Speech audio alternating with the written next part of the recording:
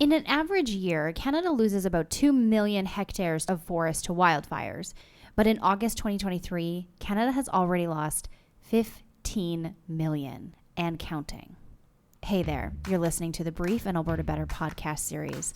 I'm Brittany Brander, and in this series, my co-host, Scott Crockett, and I explore Alberta's big challenges, celebrate stories of growth, innovation, and prosperity, and discover bold ideas to make life better for Albertans. And on today's episode, we speak with Rick Doman, a corporate director here at the Business Council of Alberta, and a forestry expert with over 45 years of experience in the industry. Rick helps define what forest management means and explains the impact of the mountain pine beetle and the spruce budworm on the health of Canada's forests, and he provides some perspective on how we can best deal with our forests to minimize the impact of the devastating wildfires. And if you find this episode interesting or insightful, let us know by heading over to Apple Podcasts or Spotify and give us a quick review and a rating. Now, on to the show. So, Rick, as we sit here on this podcast in late August in 2023 in Western Canada, there are literally hundreds of forest fires burning across Western and Northern Canada and the Western United States. Just before we pressed record, talked about the fact that we're over 15 million hectares burned this year. Before we jump into that discussion, forest fires inherently involve trees, Rick. Tell us a little bit for our listeners' benefit about your background and why you're the perfect person to be having this conversation with today. Absolutely. I started when I was 12 in the forest industry and worked my way up, and I became CEO of Western Forest Products, one of Canada's largest forest companies in coastal British Columbia, and ran their timberlands, sawmills, and pulp mills. And then I went on in 2008 to acquire Domtar's timberlands and sawmills in Quebec and Ontario, and I ran that for 5 years, and then the company was acquired. And more recently, in 2020, I joined a company called Green First Forest Products, and in 2021, we acquired the Rainier Advanced Materials Timberlands and Operations and was CEO until December 31st of last year, which I decided to retire because I came here to help start it up and still remain on the board and a director of the company. Fantastic, Rick. So simply put, an absolute lifetime spent in the forest products world and the forestry world, variety of different roles, and now even more of a carbon focus. And as I would put it, and you and I have known each other for a few years, I don't think there's anybody more knowledgeable in this country on forests than you. So the perfect person to talk to about this.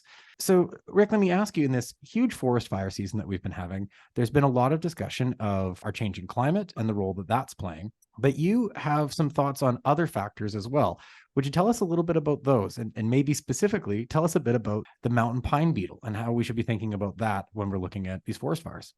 No, absolutely, Scott. I mean, in the early 1990s, there was pine beetle outbreak in Tweedsmore National Park. One of the forest companies in the area had designed a plan to cut around it so it wouldn't spread, and the government of the day approved it. And then the next government came in and canceled it. And so there wasn't really any harvesting around the mountain pine beetle. And like any disease in trees, similar to COVID, if you don't deal with it, it can expand. So the mountain pine beetle could fly further and withstand colder weather. And it developed into a superbug and has attacked about 70% or near that of the pine forests in British Columbia, noting that the bulk of Canada's forests are in the BC interior. And it's been very devastating, and it's led to a lot of challenges. Nearly 40 sawmills closed during that time frame. Lumber capacity in the BC interior has dropped from 16 billion board feet to 10 billion board feet, and estimated to go down to 8 to 9 million board feet. So it's been very devastating for communities, for forestry health, and my view is that this should have been dealt with earlier. So you're saying that Canada probably could have got a handle on the pine beetle situation, or British Columbia could have, if it had been dealt with more swiftly earlier? I think they got a little behind because they didn't cut it down at its initial outbreak to the extent that was needed. It turned into a superbug.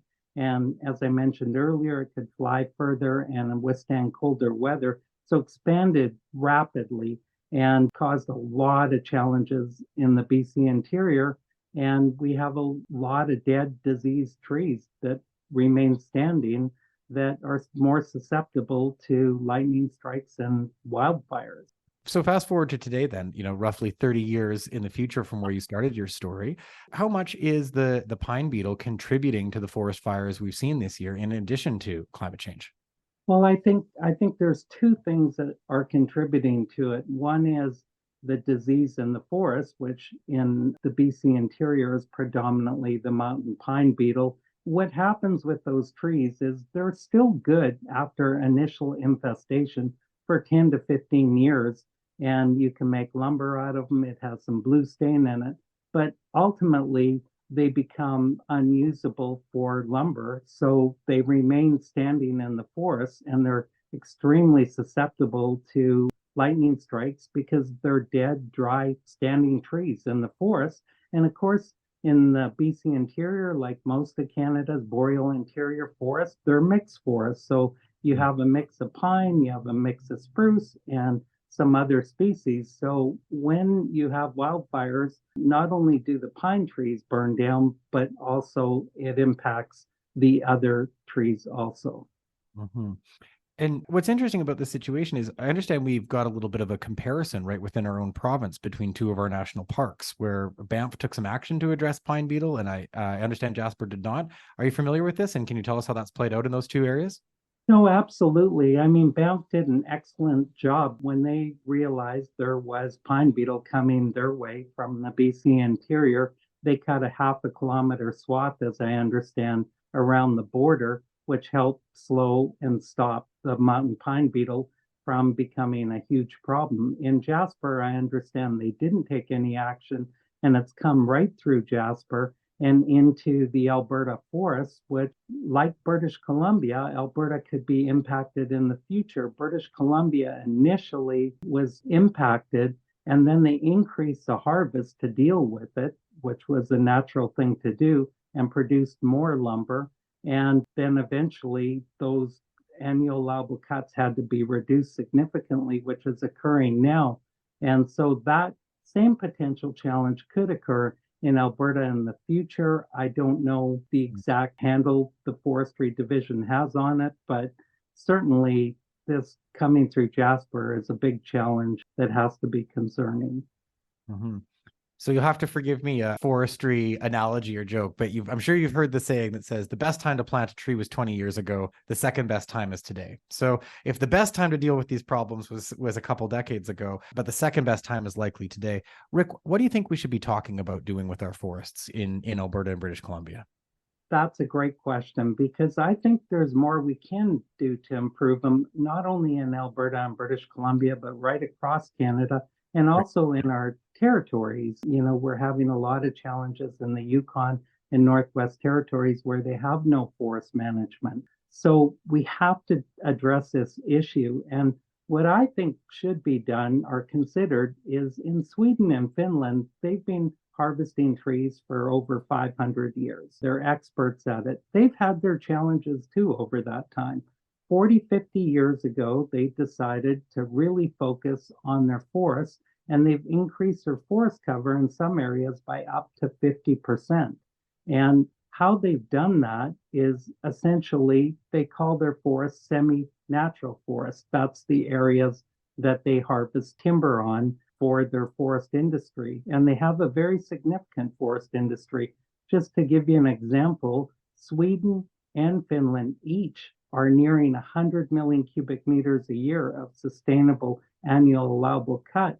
Wow. Canada's in the 150 million to 175 million range cubic meters per year and going down. And we're the second largest country in the world by land mass. We have about 360 million hectares of timberlands, of which a large portion of that we use for harvesting trees for the forest industry. Yet we are falling behind. To have 15 million hectares, unfortunately, burned down in 2023 is really impacting jobs, human health, because allergies and asthma conditions can be challenging with all the smoke and the particulates in the air. Wildlife health is impacted too, and these communities, they rely on these jobs and so on. So I go back to what Sweden and Finland have done. They have a tremendously large forest industry. It's not just sawmills and harvesting timbers. On top of that, they're doing pulp, they're doing paper, they're doing packaging, they're doing biofuels, and they're doing value-added products like cross-laminated timbers for high-rise buildings. They've done a fantastic job, and they did it by really managing their forests better. And the way that they've done that is after about 15 to 25 years, they go through their forests and they do some thinning. So that the end result of that is that more light comes into these forests. So the remaining trees grow bigger and they get more cubic meters per hectare of volume of trees, which is increasing their overall harvest. On top of that, they're reducing wildfire risk. Climate change is everywhere, and yet Sweden and Finland seem to have less wildfires and less disease because they're managing those forests well. On top of that, I believe they're harvesting in 65 to 75 years similar forests. These continents were once adjoined, so they're similar trees, and that is lower than our sustainable rate of harvest. So they're onto something, and I've been advocating this for some time. In Canada, 93% of our forests are controlled by the Crown, and about 7% are private. So even when you look across in Washington State or Oregon, where they have a tremendous amount of private lands, they're, even though those are coastal forests, slightly different, they're harvesting at very high sustainable rate. And again, on those private lands, they have less wildfires and less disease and seem to be doing quite well. So I think the governments of Canada and I believe in Alberta, the government is very positive on this, is growing the forest industry. So I think it's very, very encouraging. And this is one piece of advice that I think could be considered. In the BC interior, unfortunately, I'm from British Columbia originally. It's really late. It's now in part, not totally, because they still can harvest about 35 to 40 million cubic meters a year, I understand, sustainably until they get things back on track. But a large part of it is going to be rehabilitation and forest regeneration.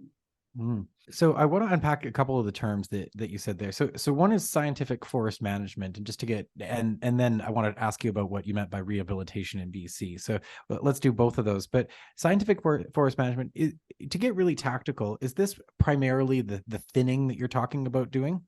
Yes, that's part of it. So, the governments should consider this and follow the Swedish and Finnish model because it's works. They have less wildfire and they have less disease, and they've increased their forest cover. And we can, discuss that in a later question about how that impacts and the benefits for carbon. So I think the governments should consider scientific forest management, which is early thinning, and the government's got to incentivize the industry to do that so we can get more cubic meters per hectare, improve the quality of the trees, and try to deal with some of these challenges like the mountain pine beetle and other diseases in forests, and manage them more proactively and build a bigger forest industry. Canada has that potential. As I said, we're the second largest country in the world by land mass, and we have a tremendous potential to turn this around.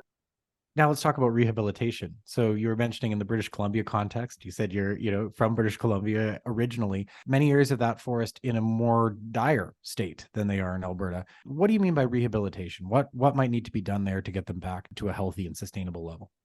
Well, about in 2010, but I started this in 1997 when I went to the government of the day, and people before me did that too, and also other people while I was doing it. The risks of increasing disease in the forests and potential wildfires. I went to the BC government, subsequent BC governments also, and asked that we try to achieve better management of our forests. So unfortunately, the mountain pine beetle became a pandemic and it got out of control and it's impacted a huge amount of the forest. But in terms of, we have to deal with what we're dealing with today. And in terms of forest rehabilitation, my idea is that a lot of these trees are now in the BC interior in particular, but other parts of Canada also are standing dead trees. They have a negative value to them.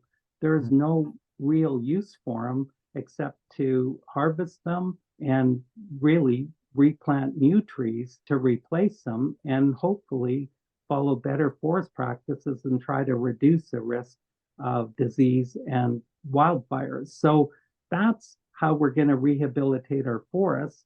And then the question is, how do we pay for that?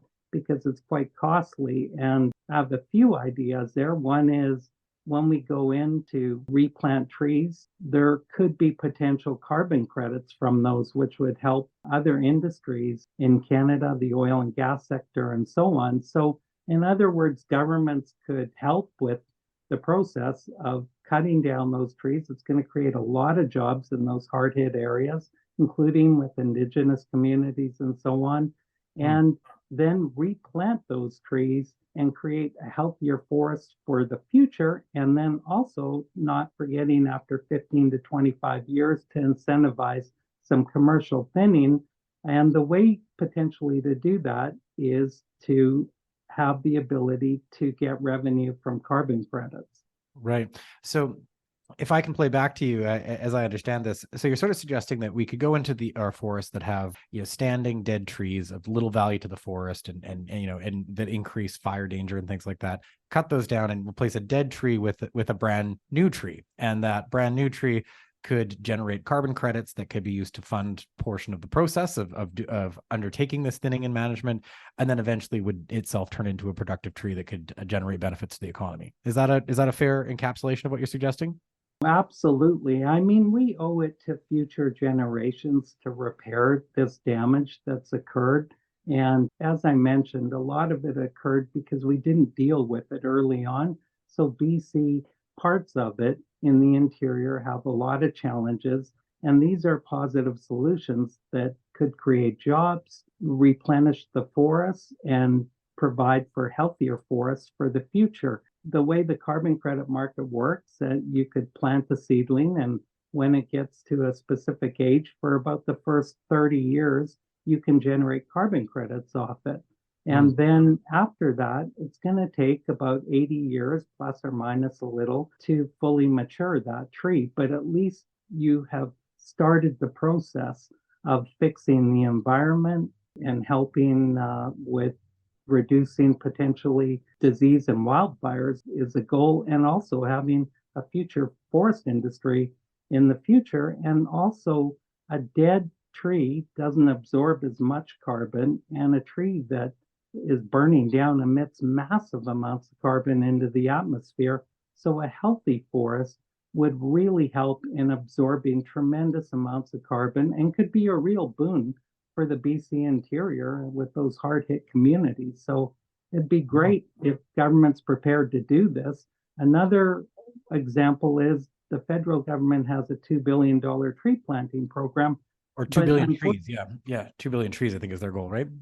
That's correct. And unfortunately, that 2 billion tree planting program is, I don't think a lot of it's being used because you can't use it to develop a carbon project. So I think, and I don't even think you can use it for afforestation, which would be to create new forests in areas that may be subpar agricultural lands and so on.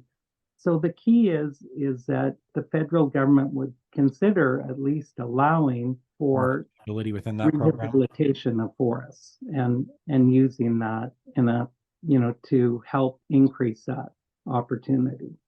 So, Rick, you've laid out a number of really compelling positives here, in terms of the carbon benefits to greater management, the economic benefits, and even some sort of community economic development benefits for local and remote communities around these. But in public policy, everything involves trade-offs. And I imagine you've heard some criticisms of the approach or some questions or critiques. Help play the devil's advocate here, Rick. What do the people who don't agree with you say about this? Well, I think the people who disagree, and I understand, climate change is in the news, and I think that they feel that this is a result of climate change. I believe it's an impact of climate change. There's no doubt about it. But the root cause is that we need to better manage our forests, and we didn't catch the mountain pine beetle early enough, and it turned into a superbug that could fly further and withstand colder weather. So we need to reverse some of that through better forestry practices, is my belief. The results are really unfortunate. I mean, as someone who's been in forestry for over 40 years, I don't like to see 15 million hectares. That's about over 30 million acres that's burnt down this year alone in Canada. And it's emitted massive amounts of carbon into the atmosphere. When trees are the lungs of the world, they can be the solution. They're also a home for wildlife. They're also home for jobs, for communities, and it's very disappointing to see this. So I understand there's a lot of critics, but I think we got to go back to the root of the problem in the early 1990s and learn from it. We can't reverse what's happened, but we can't just say this is all climate change. That's certainly an impact, but the climate changes in Sweden and Finland, and they have grown their forests significantly and have less wildfire and disease, and they have similar forests. We have to understand the continents were once together, adjoined, and we do have similar species. So it's kind of climate change plus is what you're saying. It's, the climate is changing, but we're experiencing this differently than places that have similar styles of forest, but are managing them differently. Canada has so much potential to be, a key contributor to absorbing carbon. And remember, when a forest is managed sustainably, every time you harvest a tree, you're planting 2 to 3, depending on the area and the province and so on. And over 1 survives generally. So you're increasing the forest cover. That's the goal.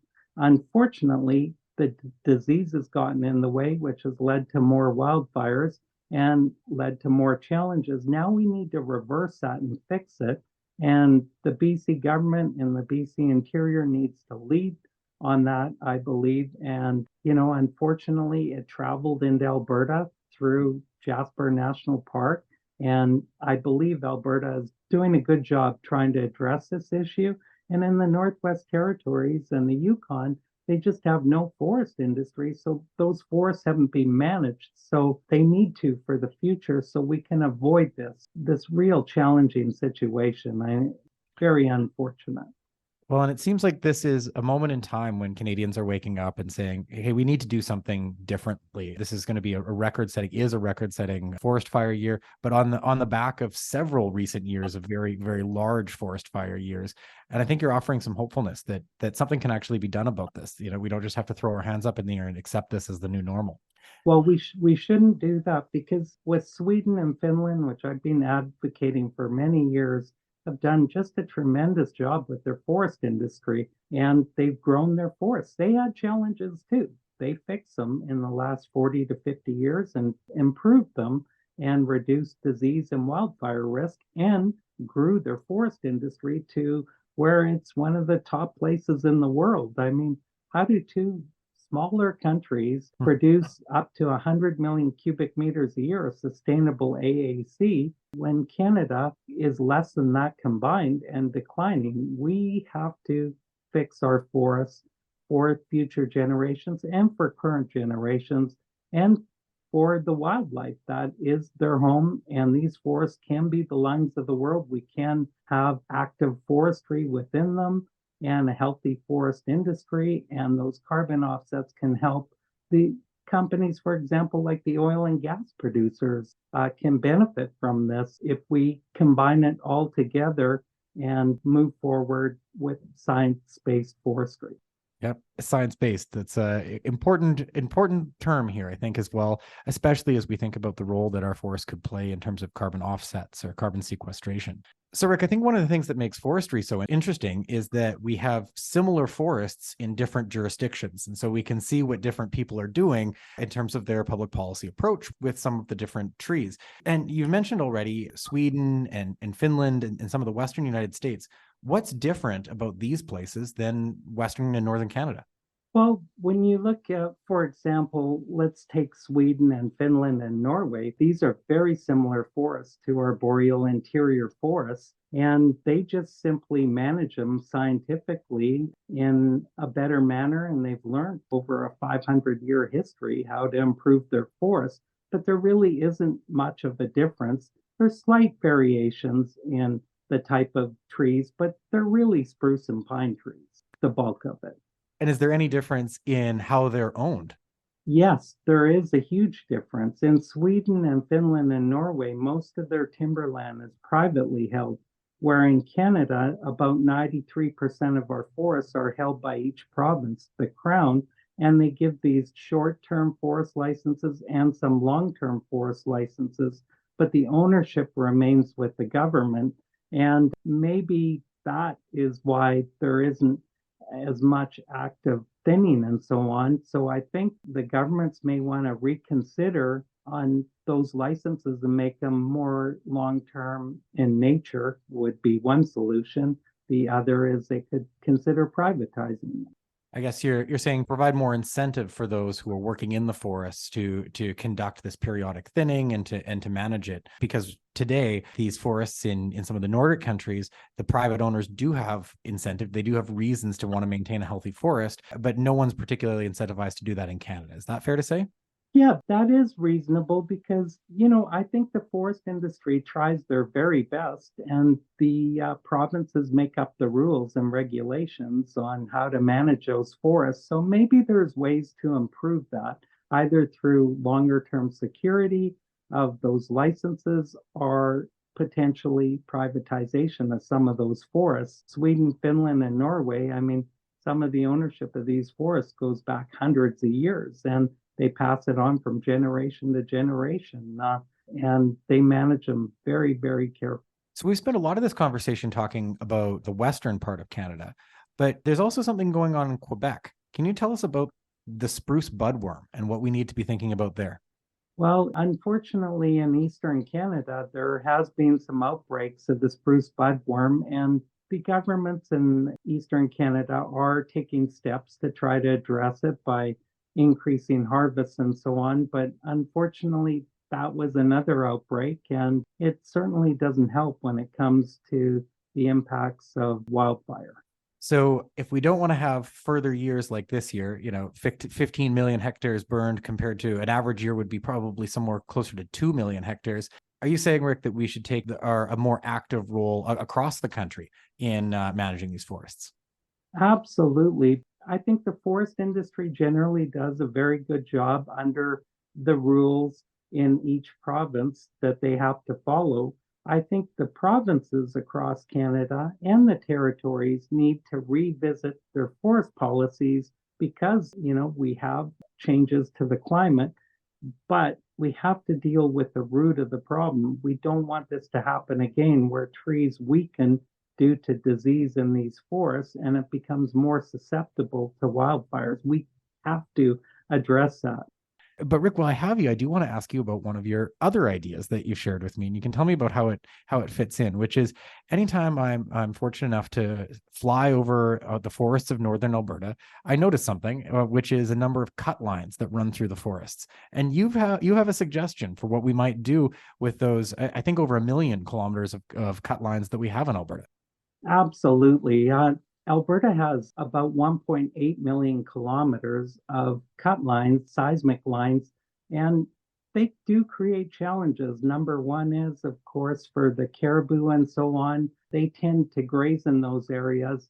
And for predators, it makes them easier to hunt them. And we don't, of course, want that. We want these populations to increase, not decrease. So it's a positive for wildlife.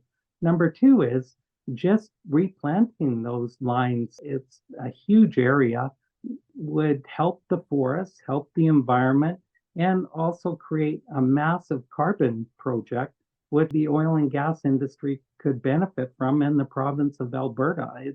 To me, it's a win-win-win.